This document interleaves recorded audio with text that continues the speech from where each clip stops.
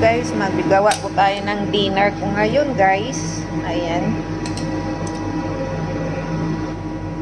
Gawa tayo ng dinner. Tapos broccoli.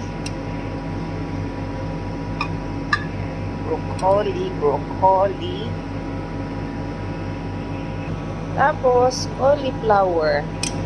Cauliflower guys. Ayan. Sarap. Ang ato ang dinner for today. Okay?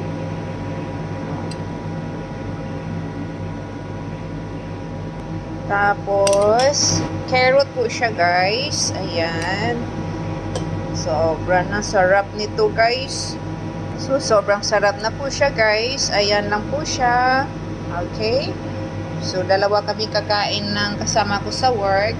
So, ayan lang po guys. Thank you for watching guys.